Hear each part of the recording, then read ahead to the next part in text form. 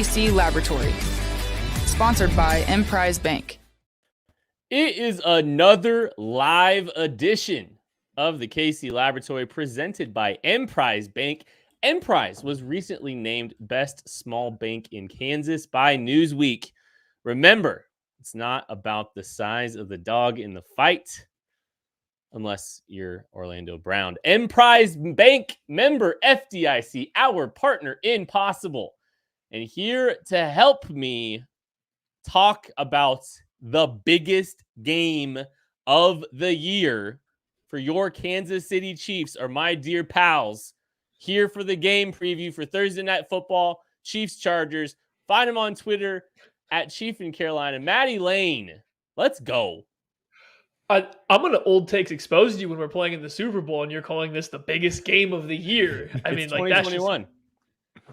2022. So are the playoffs. Touche. On that note, then I'm going to bring it to everyone's attention that if the Chargers do in fact blow out the Kansas City Chiefs, I will be purchasing a Chargers shirt for Ken Swanson to wear on a live show, and it's going to be a size medium. So it's going to be. I never agreed to this. Craig was there; he witnessed it. You agreed. So if this happens, Kent will be wearing a very small, very tight Chargers shirt live on one of these shows. And that's just if the Chargers blow out the Chiefs, which we all agree is not going to happen. Oh, I guess I shouldn't tell you that at the top. Stick around to the end to figure out our game predictions to see if we're going to predict the Chargers blowing out the Chiefs. Craig, go. Oh,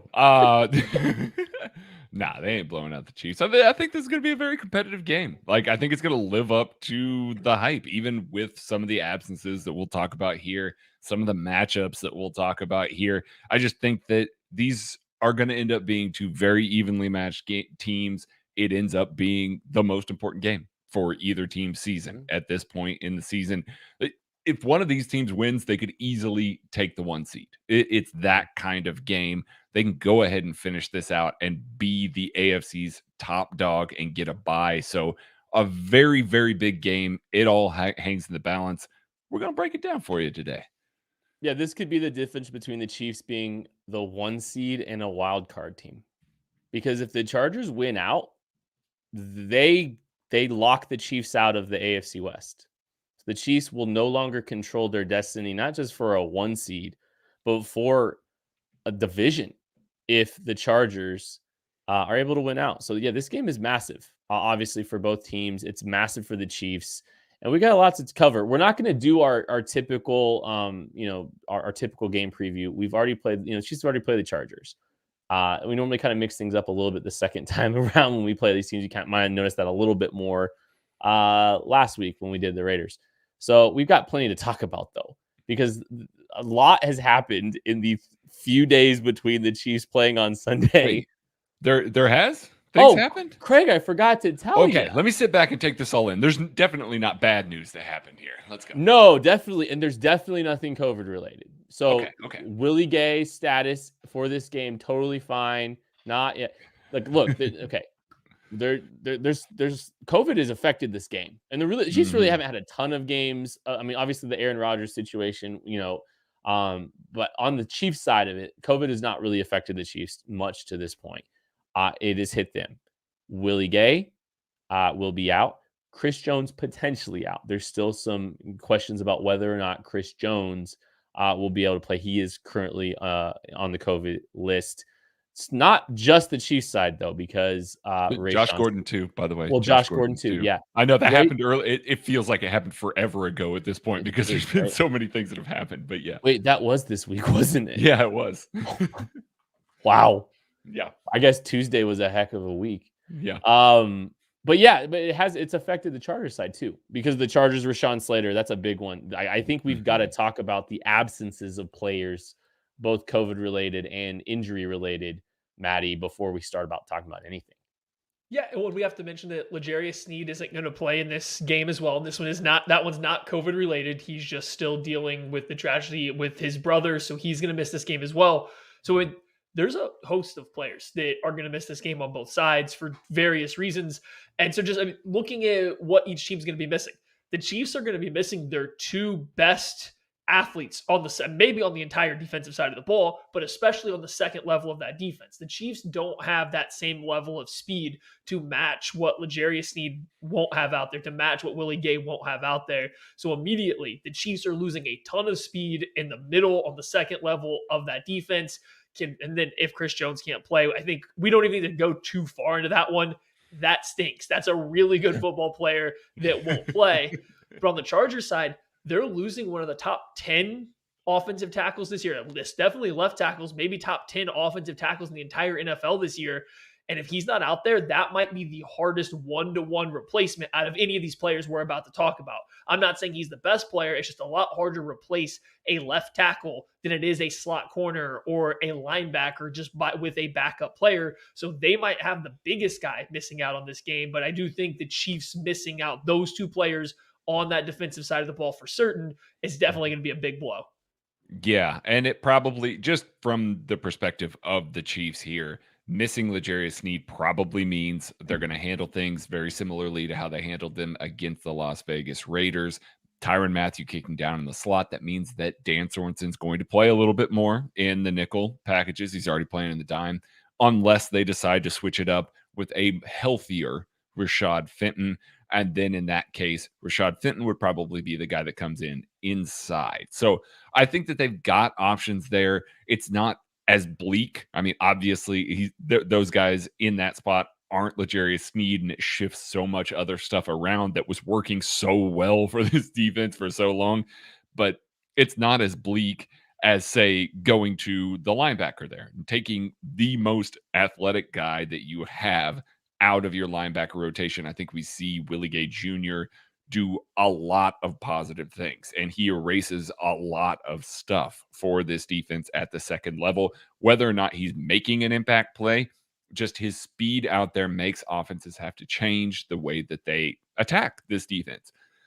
This will probably be an Anthony Hitchens and Nick Bolton nickel. I don't expect there to be a lot of Ben Neiman in the nickel. He'll obviously be there in the base defense as that third linebacker, but that means that Anthony Hitchens and Nick Bolton being on the field together is going to be a lot slower than having Willie Gay out there. Now, going to be stouter against the run. I think you're going to struggle to fool those guys with misdirection. Those guys are smart players. They're going to read things well. So from that perspective, it's going to be good. But I think everybody's worried about maybe Austin Eckler in the flat, attacking those guys with some of the stuff that requires them to play fast.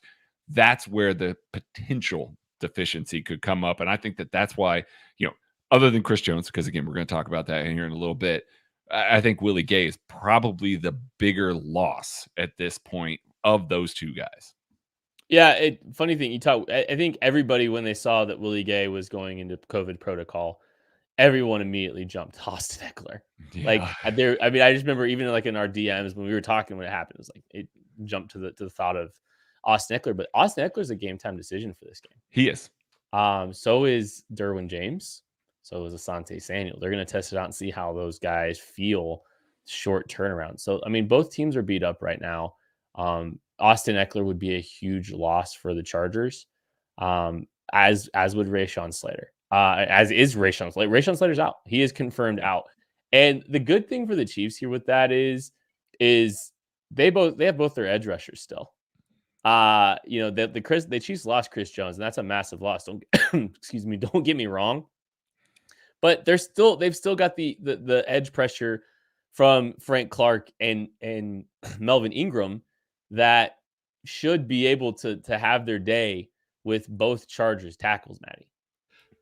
They should, in theory, yes. The issue that you're going to run into, though, is the Chargers protection package is going to be much better suited to handle this edge pressure if you don't have Chris Jones in there, especially off that left side. Because the Chargers, at right tackle, they're fine. They're solid. It's not great, but they can survive out there. They have been all year. It hasn't been great. They've been cycling in a couple different guys, but when they're out there, they've been fine. It's been good enough. Trey Pipkins is going to need help at left tackle, but if Chris Jones is unable to go, you're able to give that help a lot easier. I'm not saying that the Chiefs won't get some pass rush, because they will, but this also isn't going to be a situation where the Chargers are going from like a Tampa Bay Buccaneers situation where Tom Brady's never under pressure at all, and now all of a sudden he is. No, Justin Herbert's already under a ton of pressure each and every week. Yes, you might get a little bit more off of that one specific spot from your left tackle this week, but it's not going to be overall a huge difference in what it is week in and week out for him. So I do think they are in a position to handle it a little bit better, especially if Chris Jones is out. Now,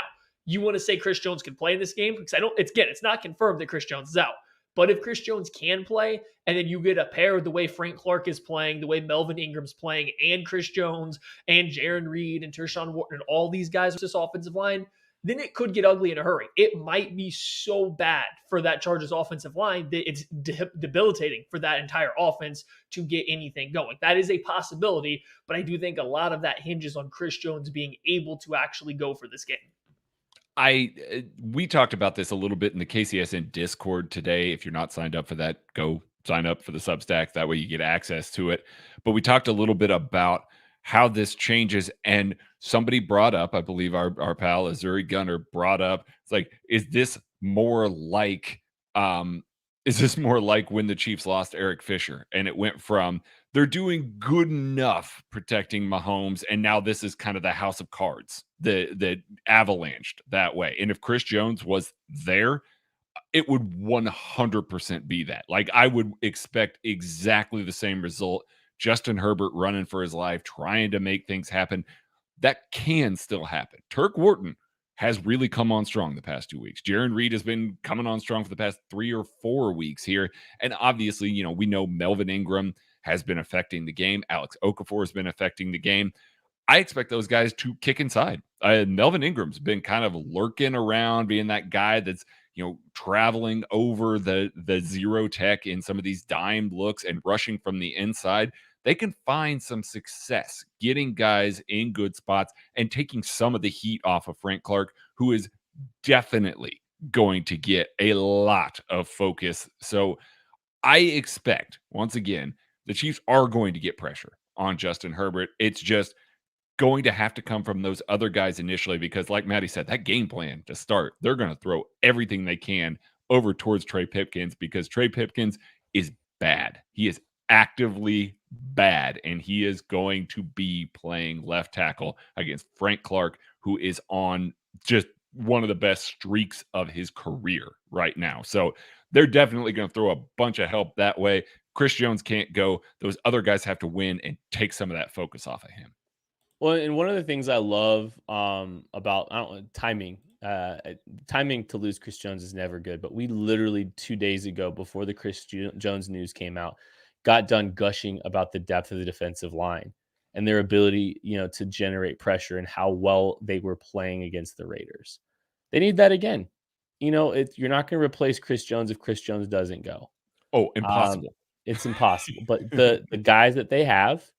And, oh, by the way, Steve Spagnuolo has been known to manufacture pressure a little bit. So those are two good things that the Chiefs have going for them. Yeah, and I would expect the defensive side of the ball is going to be something that I think everybody expected the Chiefs to have their defense carry them. Not at the beginning of the year, but leading up this week. After the Raiders game, we all kind of know this team needs to be carried by its defense a little bit right now. The offense isn't clicking. The offense needs some help to make it going. That's the issue that I'm having with kind of these COVID-related guys that are going to be missing. They're all on the defensive side of the ball for the Chiefs.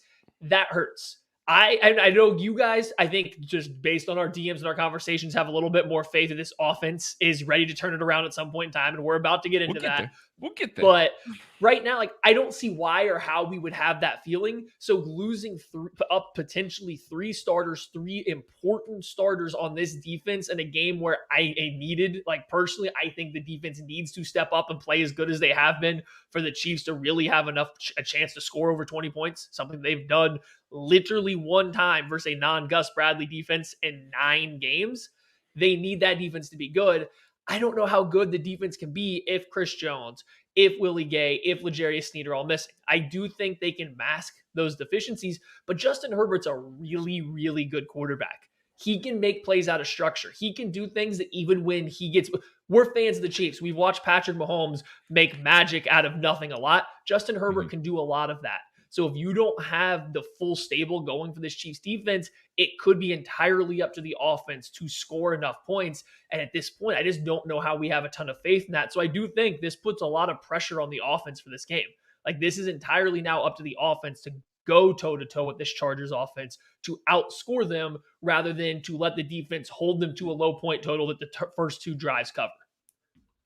I mean, I honestly, I believe in this 4-man pass rush still, even without Chris Jones. Obviously, with Chris Jones, it ruined this Chargers offensive line. Fully believe that. So if he's there, awesome. They like put a big positive mark in the Chiefs' favor in that case.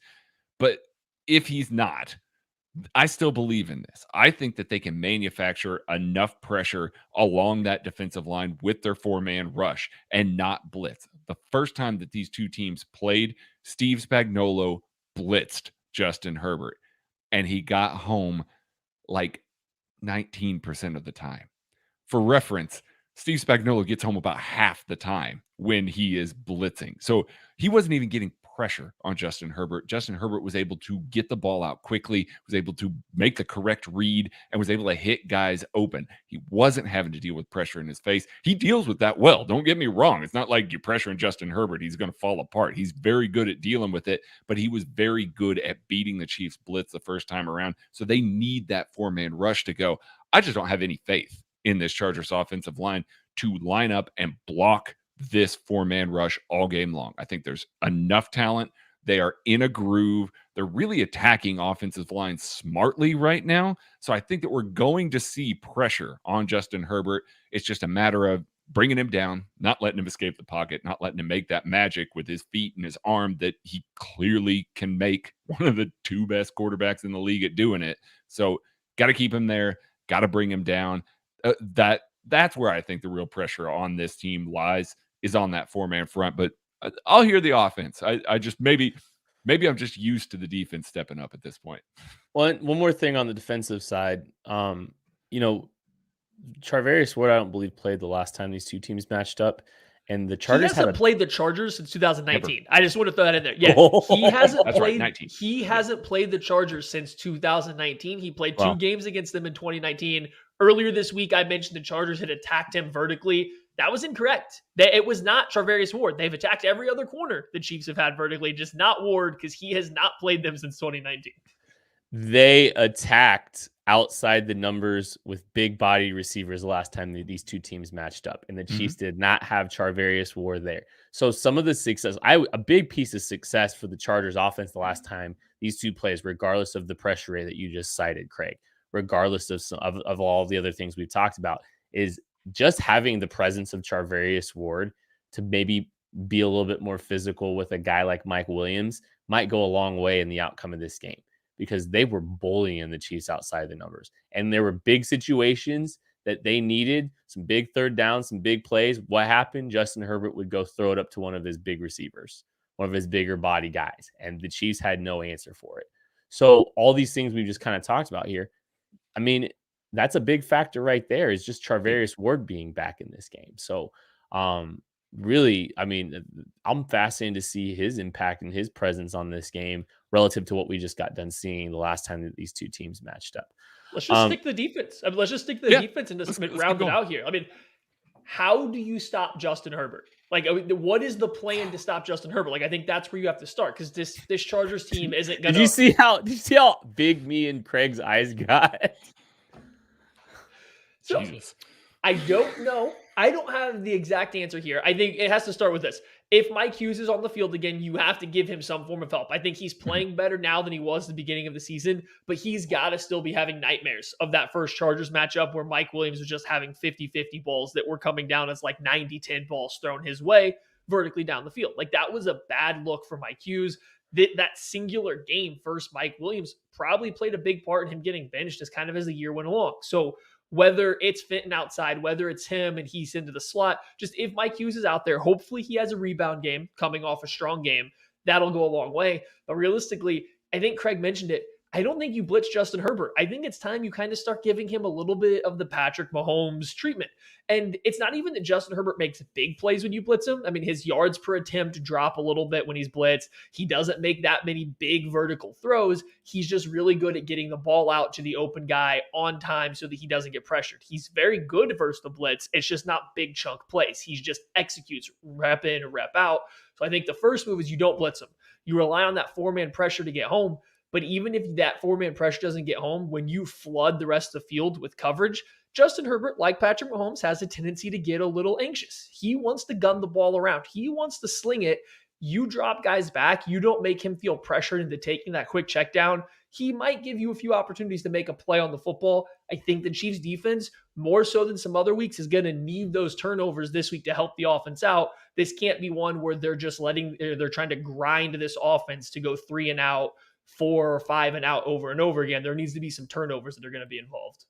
Yeah, and luckily that seems to be their MO right now, is forcing mistakes, forcing these guys into mistakes. And in order to do that, you kind of got to flood coverage a little bit. So yeah, win with 4 up front.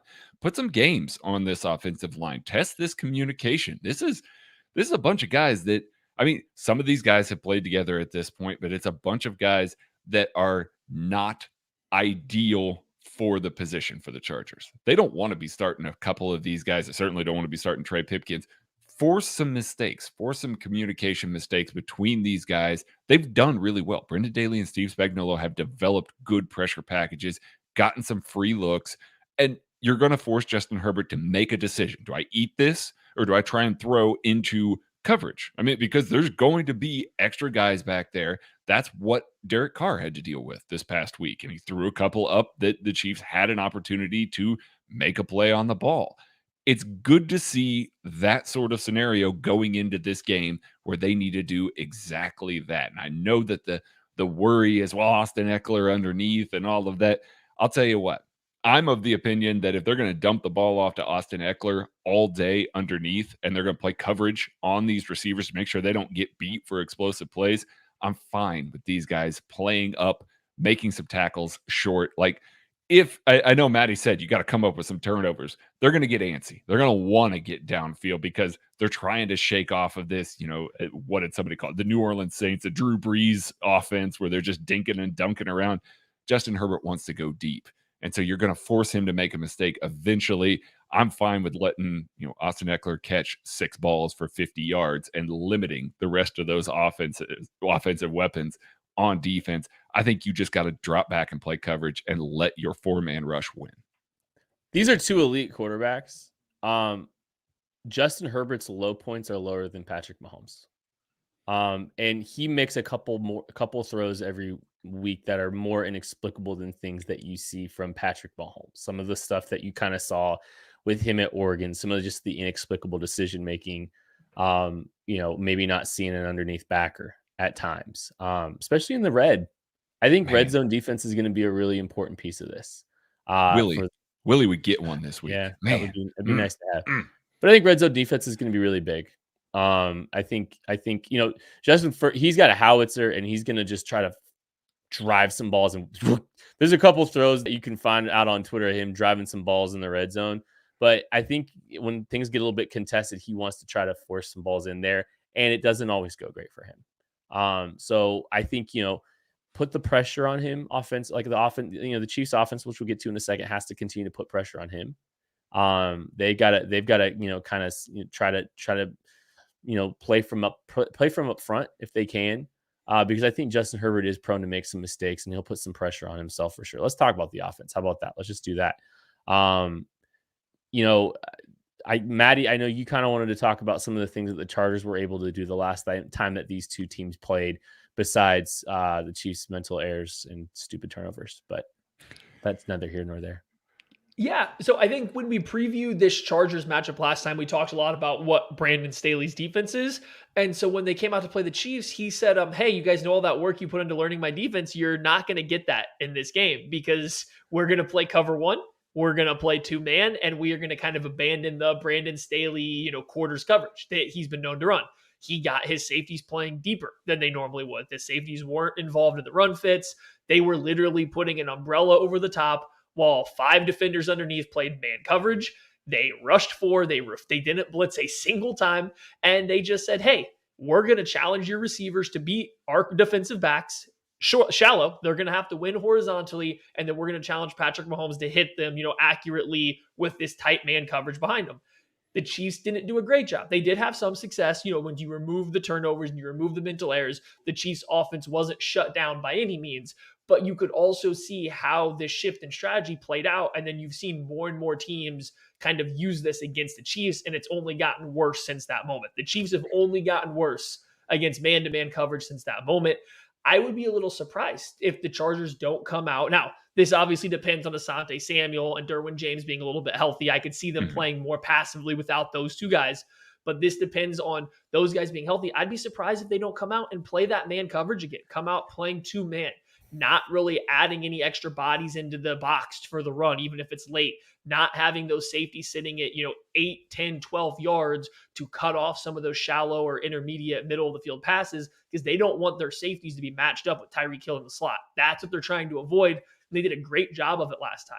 So hopefully the Chiefs have a better idea of what they're doing. And it was just an example of Brandon Staley getting Andy Reid that first time around by mixing up his defensive calls. Because if it looks this bad again for the Chiefs offense, it just looks that difficult for the Chiefs offense, it's going to be a long day again. It really will. Yeah. One of the things that the Chiefs did well, and they might lean on it a little more, was actually the run game. I mean, they went for 186 yards rushing in that first matchup against the Los Angeles Chargers, partially because that umbrella, they put that giant umbrella on it, kept the safeties deep. So the Chiefs took it a little bit. They just went away from it. Like that's when the mistakes occurred. That's when you saw the problems. And the Chiefs got inside the Chargers 36-yard line on their first 3 possessions and came away with no points and turned it over all 3 times. 0 points. Like, so they moved the ball fairly well in the early going of the game. And I felt like, it was because of that run game, because they recognized it's like, hey, if you're going to give us favorable boxes, we're going to take them with Clyde Edwards-Helaire. So I do expect that maybe they'll try and do that again. Try and knock the Chargers out of this. Try and say, listen, we're going to keep running the ball. We can play the style of offense that we played that first matchup, knowing that we're going to go all the way down the field, except this time we're going to take care of things. We're going to get down there and we're going to take good care of the ball, just like our good pals in Macadoodles. We'll take good care of you when they arrive in Kansas City in summer of 2022. I speak about their customer service all the time.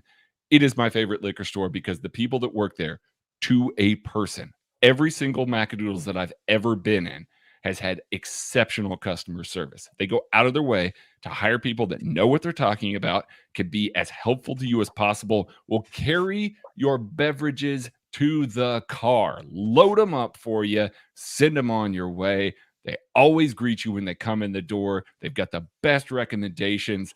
This is why it's my favorite liquor store and why I'm so excited that it's come to Kansas City, come to Lee Summit, summer 2022, but they need more in there. Get a hold of Roger at info@macadoodles.com if you are a franchisee, and get them up there, because then they're going to direct you on how to hire the right people and take good care of them. And then you get people coming back and it just works out in a lot of money for you. So you definitely need to do that, just like the Chiefs have to take care of the ball in the red zone this year. Clyde Edwards-Helaire eclipsed 100 yards rushing twice this year. Once against the Chargers, 17 carries, 100 yards. Once against the Eagles, the following week, 14 carries, 102 yards. Since then, he's not had more than 63 yards rushing in a game. It's coming, baby. That could, I think there's some validity to that. And I wonder if, being able to impose your will a little bit. Oh, people are going to love that on a Thursday night game, because the physicality that the Chiefs could inflict there.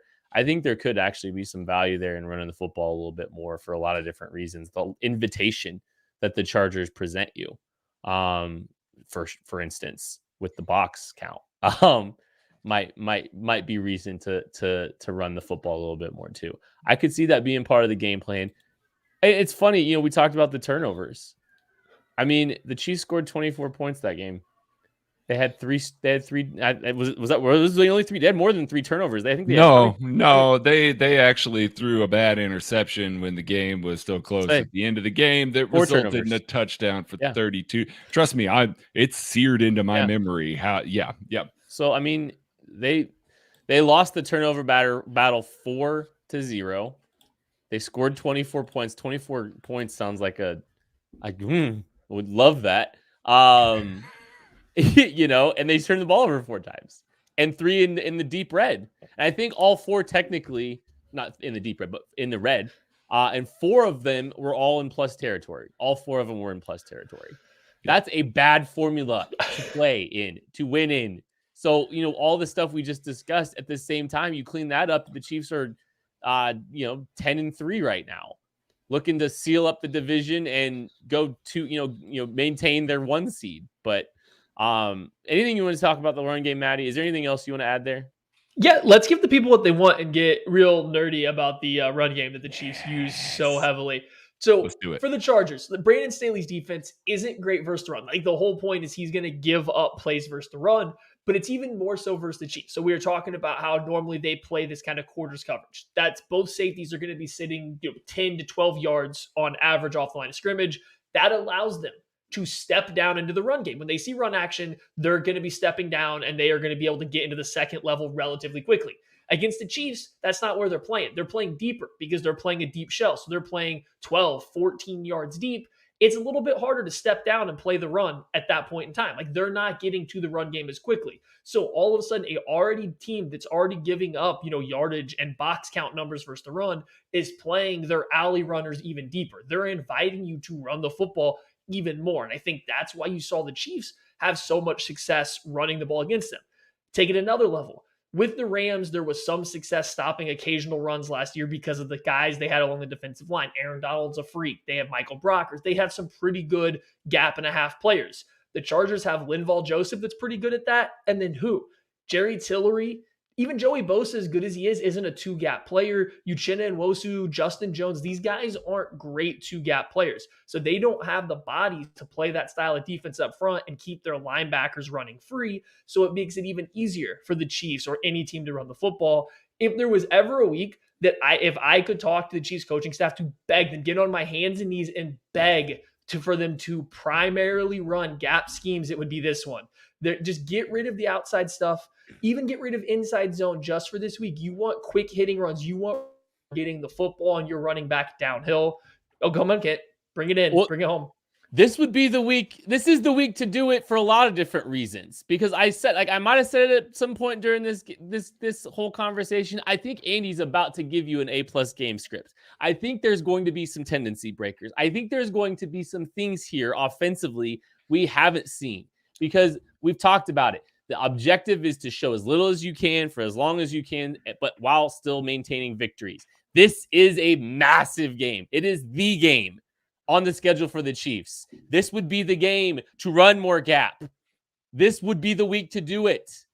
If they're holding back and they're deciding not to, and this team has looked good doing it, then I don't understand. But this would be the week to lean into that a little bit more. Please continue, Matthew. Thank you for the floor. I very much appreciate it. You're mighty welcome. Yeah. So the Chiefs, and that there's a thought there that the Chiefs have maybe held back a little bit. I actually think they've shown a lot in their rushing attack. I wrote about it a little bit from the Raiders game. If you go to kcsn.substack.com, subscribe, read some of the good stuff over there. I think we all put out some bangers on a weekly basis, but the Chiefs have run a lot of different varieties of runs. There's been a lot of variation in their run plays. The issue is they're only running some of this man and gas stuff once or twice a game, and then they're just maining inside zone and split zone. This is the week to get out of that. I get it that it works with their RPO game, but you want quick hitting stuff. You don't want those safeties that are deep. You don't want to give them the chance to step into the run fit because you're taking a longer developing run play. You want these gap schemes, these man schemes. Let this offensive line that excels in that go attack these guys that are trying to play, a reactive type of defensive line play. Go attack not great versus the run linebackers and then get the ball going downhill. So when that safety does step up to meet them, they're meeting them one-on-one at 8-9 yards, and you're hoping your running back can make them miss to turn it into an explosive play. There's a lot of reasons to shift away from the zone runs in this game. I do think the Chiefs can have success running these zone plays that they've been, using all year long. It's picture perfect a game for them to go get. Okay, Kent, come back in. You're welcome. Take the floor. I'm putting the tinfoil hat on a little bit. Do you know where the rotation really hit when the Chiefs were up big the most? They pulled the running backs very quickly against the Raiders. They did. Derek Gore saw the field. Derek Carr saw the floor a lot. Well, he did. Yes. But think about it. Derek Gore got a lot of run literally for a large chunk of that game. I I'm just saying, if you're hoping to lean on your backs in 4 days, maybe you were very selective about getting some hits off of them because the game was out of control. Just saying. Please continue, Matthew. You may have the floor back for you know. I think I've run out myself on why the Chiefs should run more against the Chargers defense. They're giving you an opportunity to do it. I think we've talked about why the man and gap scheme is going to be better despite your RPO game. So I think I've run out of nerdy stuff to talk about with the run game. Maybe Greg has some more that he would like to add to this. It's just quite simple. I would expect the Chiefs to run more in this game than they have the majority of the games under Andy Reid. It just seems like the perfect fit. And I hope that they do gap and man schemes like they have shown to be better at doing than their zone stuff. I mean, let's rewind all the way back to the offseason when we spent all this time talking about how well suited this offensive line was to block gap schemes. And then the Chiefs have gone out and they've blocked those gap schemes ridiculously well. And then Andy Reid just runs zone. Like, we see glimpses of it all the time. We've talked about it a lot over the course of this season. And it's not just us. Our good buddy Nate Tice, national guy for The Athletic. I think he says all the time, it's like, why do the Chiefs tease me by running these plays? They run them so well, and then they don't do it again. And it frustrates me because I'm like, you got that in your back. Why are we not doing? I mean, I am not a tinfoil hat kind of guy. I'm a little bit of a tinfoil hat kind of guy. Oh my! I was going to say, wait a second. Hold on here. No. Greg, we bonded over tinfoil hat theories. No, it's all football. We aren't like debating JFK or something. Like, we are just football tinfoil hatting. But anyways, please continue. Yeah, I mean, this would be the prime time to unleash it. You know, you do it well. You do it regularly enough. You've put it on tape. It's not like the defense is going to come out and be like, wow, I can't believe they ran gap schemes for the first time of the year. No, they've tried it on. Like, they put the suit on in the store and they went, listen, you know what? We don't need any alterations for this, baby. It already fits mighty nice, but we're going to take it off and put it back on the rack. We're not going to wear it yet. Get it out. Wear it now. Like, get Trey Smith and Joe Tooney and Creed Humphrey moving. Get Orlando Brown in space. Lucas Niang, who is healthy, get him moving too. These guys can blow open these holes. And if those safeties, as Matty talked about, rather than playing that normal quarters depth, you move them back another 4 yards. That's another 4 yards that Clyde Edwards-Helaire gets to run at those safeties, or Derek Gore, or Darrell Williams, or heck, McCole Hardman or Tyreek Hill moving across the formation too.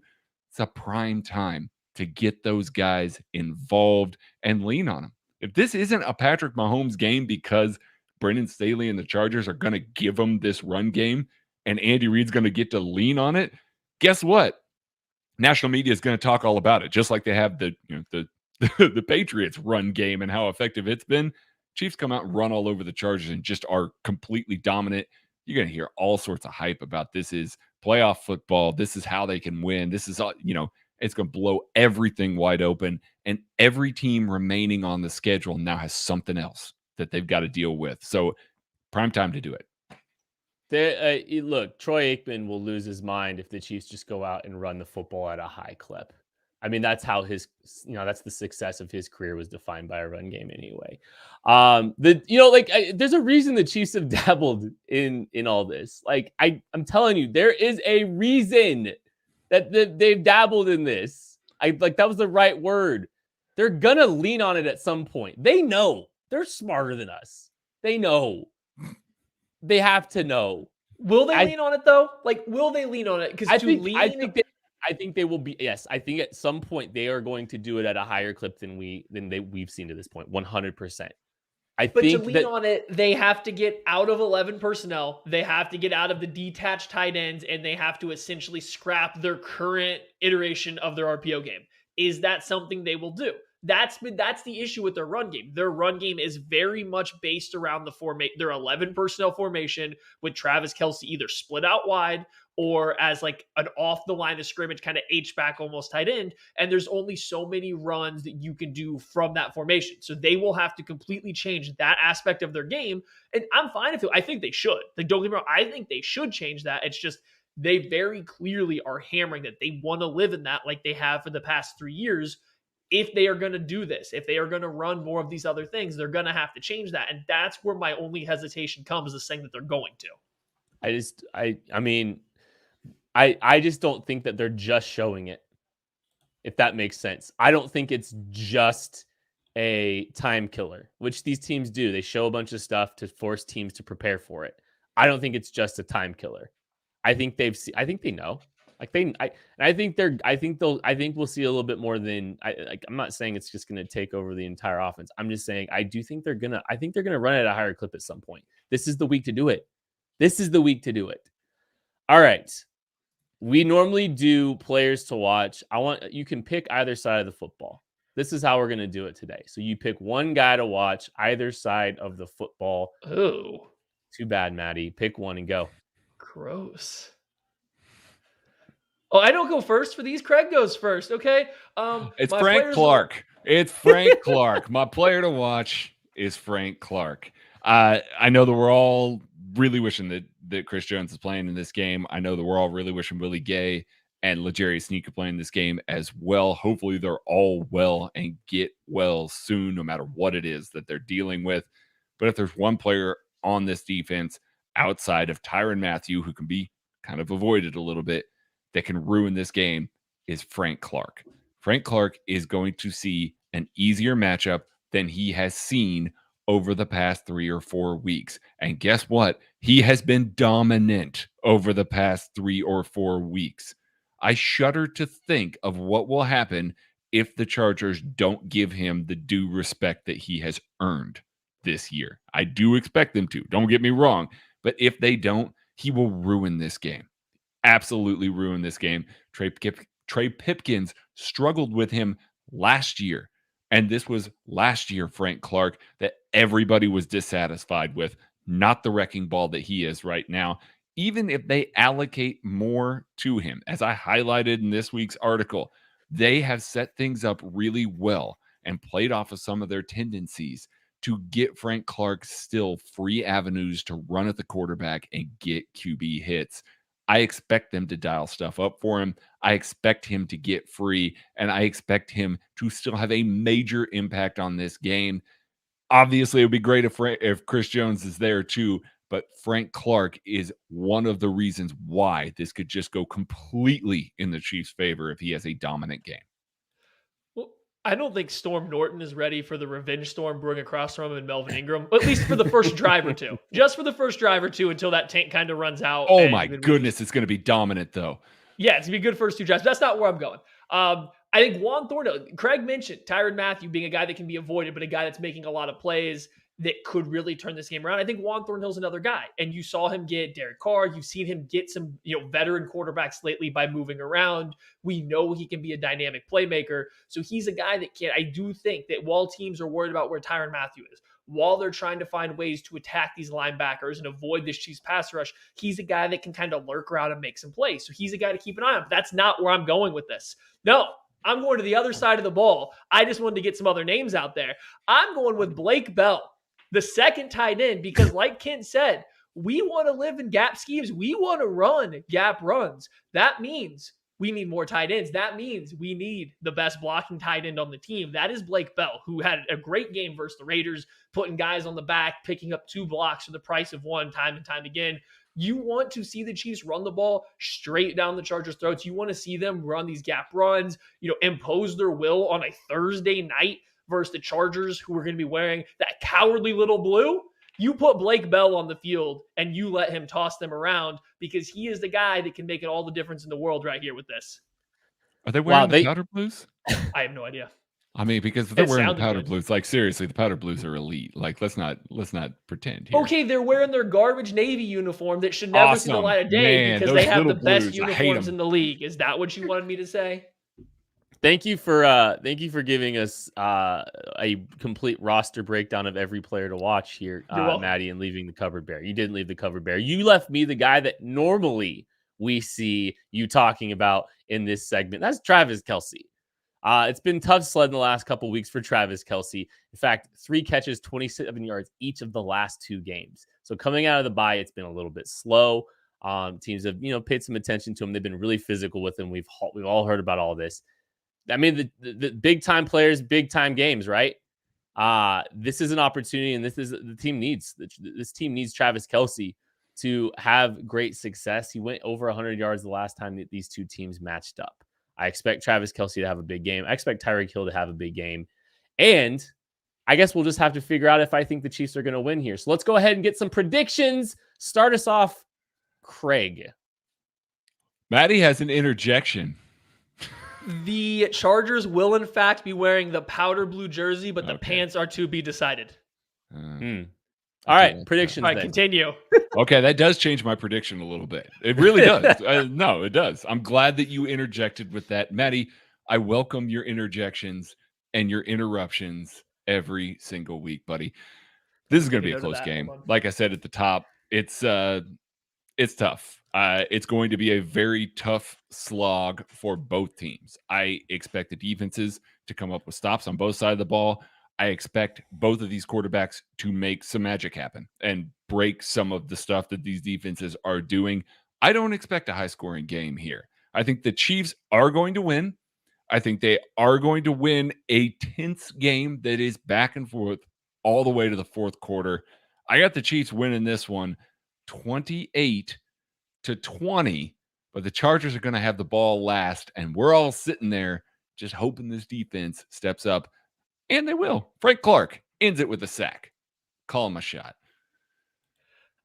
I am so torn on where to go with this game. I do not have confidence in this Chiefs offense right now to score a lot of points, even against what has been a relatively bad Chargers defense. I really don't have a reason to have confidence, but I kind of feel like there's a good game coming. I just feel like there's a pretty decent offensive output coming, and maybe this is just them deciding to run the ball 33 times in this game. Maybe that's where it's going to come from. It may not look pretty, but there could be a good offensive output. On the flip side, I felt decent about the Chiefs defense slowing down this Chargers offense. But these injuries, these guys missing because of COVID do scare me a little bit. I mean, they really do. I think that when you have a good quarterback, I think you need to be at full health to slow them down. We've been watching Patrick Mahomes terrorize good defenses week after week for the past however many seasons now.